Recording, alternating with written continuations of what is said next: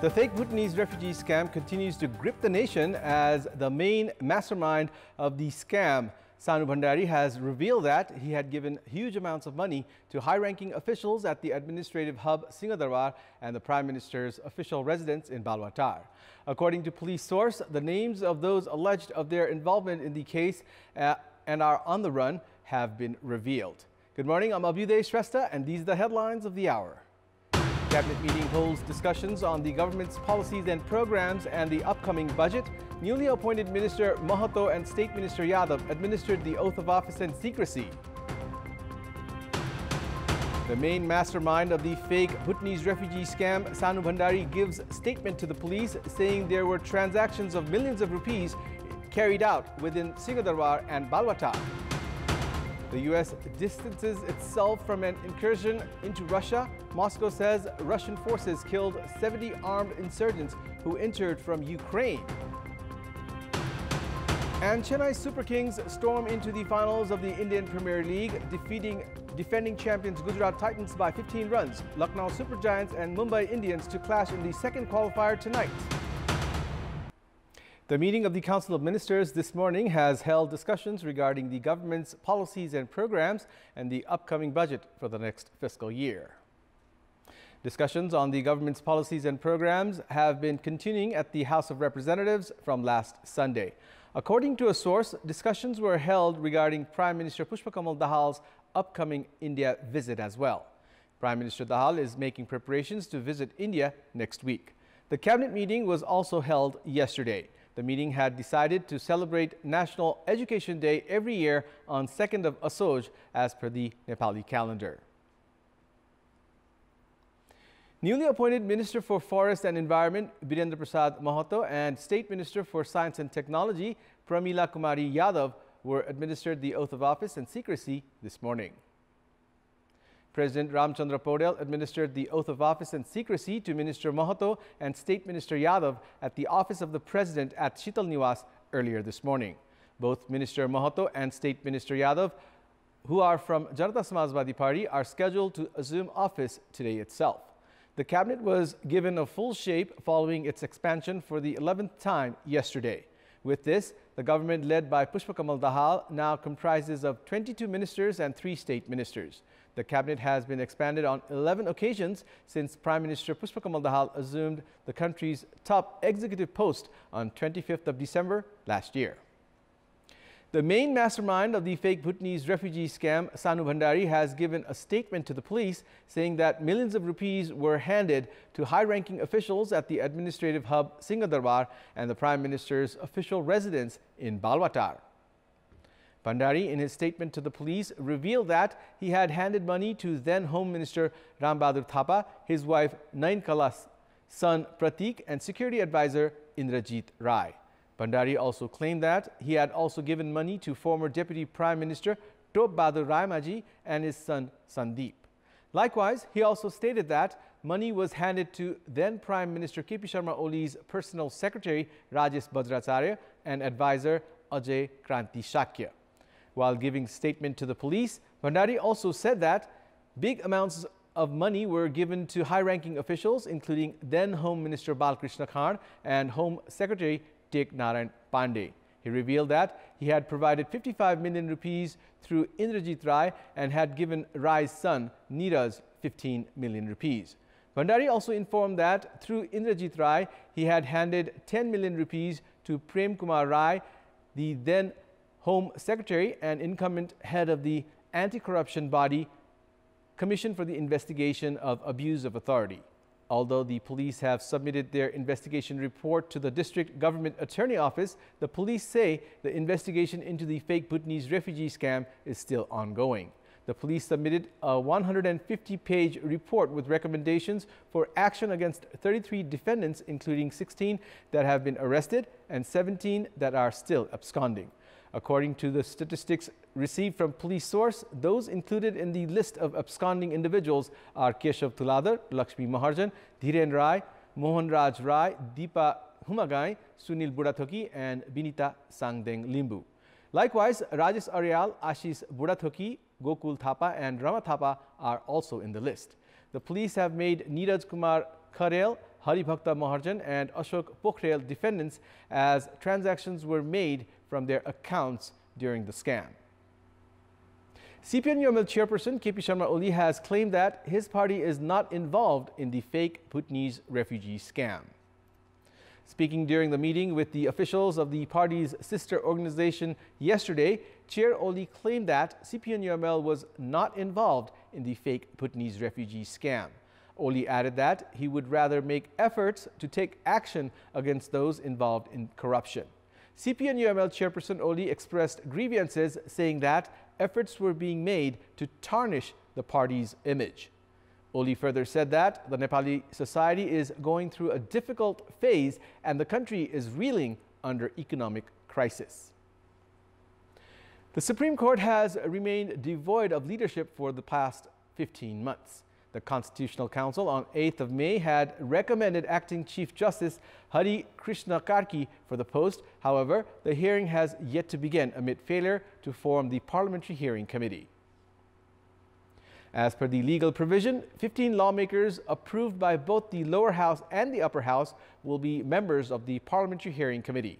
However, the committee has yet to be formed amid lack of consensus on power share, despite 3 names already being recommended from the National Assembly. The Constitutional Council recommended Justice Hari Krishna Karki for the post of the Chief Justice 2 weeks ago, following pressure from the Nepal Bar Association. However, the appointment remains a far cry amid absence of the Parliamentary Hearing Committee. Based on Article 292 of the Constitution of Nepal, prior to the appointment of the Chief Justice and other justices, a parliamentary hearing must be held for approval. On top of the failure to form the hearing committee, officials of the Parliamentary Secretariat say that the regulation to form the Parliament Hearing Committee also has yet to be amended. Acting Chief Justice Karki is due to retire on 4th of August this year due to age limit. The positions of 5 justices at the Supreme Court, including the post of the Chief Justice, are vacant, and Justice Tankabahadur Mokhtan is due to retire on 15th of July. Posts of 39 judges at district courts have also remained vacant, while there are 47 vacant posts at high courts, including 6 chief judges.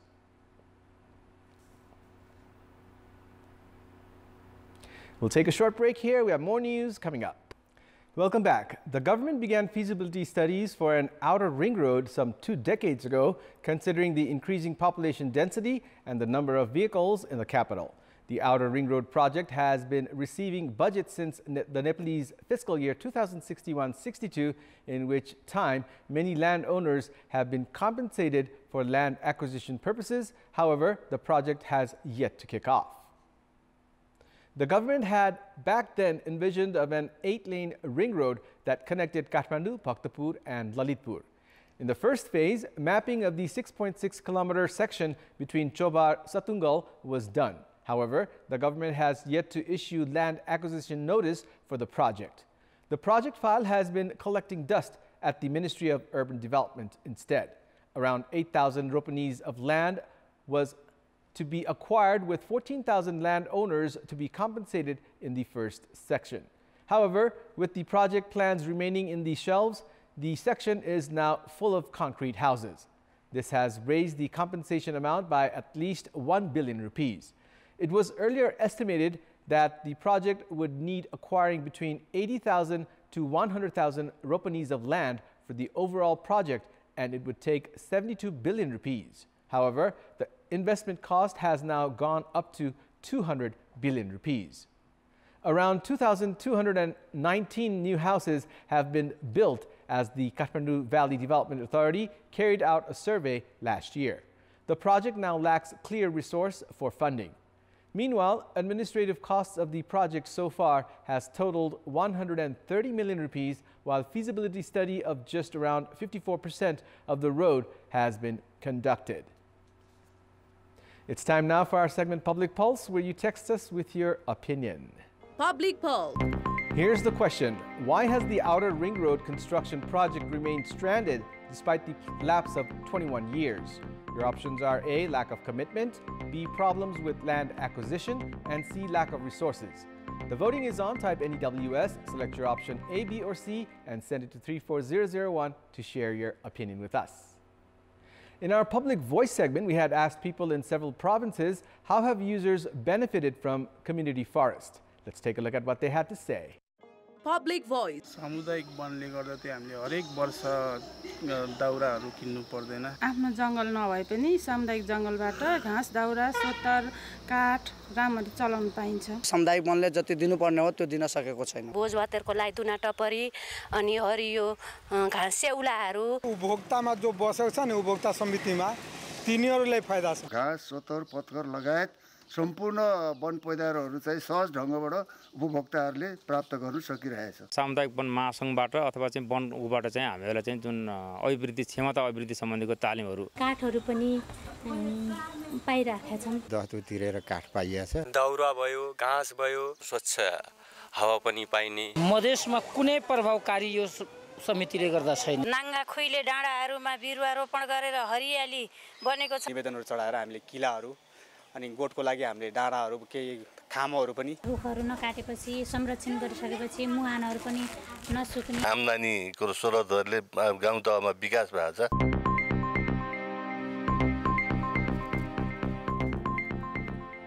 It's time now for the international update.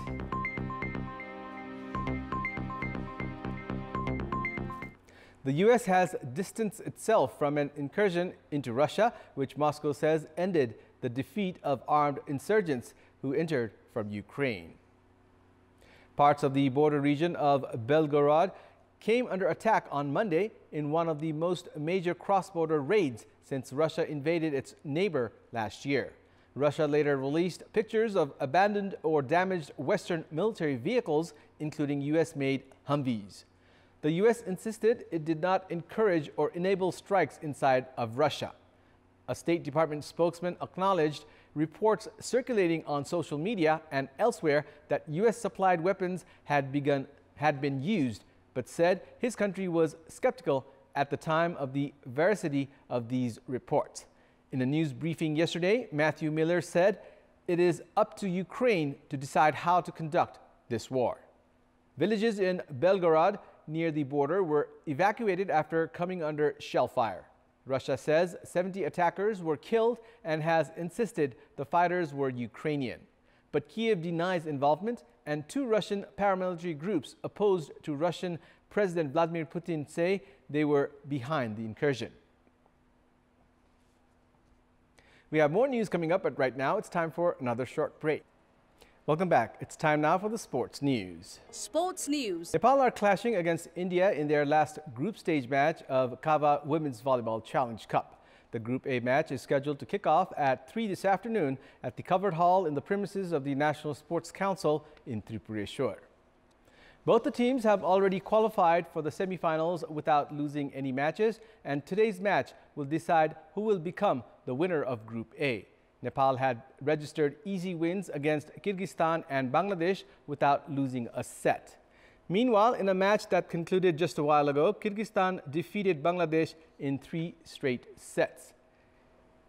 Kyrgyzstan and Bangladesh have already crashed out of the tournament prior to today's match. In Group B matches today, Uzbekistan will play against Kazakhstan at the same venue at 12:30 p.m., while Sri Lanka are up against the Maldives at 6:30 p.m. Uzbekistan and Kazakhstan have reached the semis, while Sri Lanka and the Maldives have crashed out of the tournament. 21st round of matches will start from today at the Martyrs Memorial A Division League. Jaulakhel Youth Club will clash against defending champions Machindra Football Club in the match that is scheduled to kick off at 6 this evening at the Dasrat Stadium in Tripureshwar. Machindra Football Club are in the second spot of the points table with 34 points, while Jaulakhel are third with 33 points. Church Boys United are currently at the top of the points table. Meanwhile, Tribhuvan Army Club are up against NRT in the match that is scheduled to start at 2 p.m. at the Dasrat Stadium. In another match scheduled for 2 p.m. kickoff at Chassel Ground, Armed Police Force will face Sankata Club.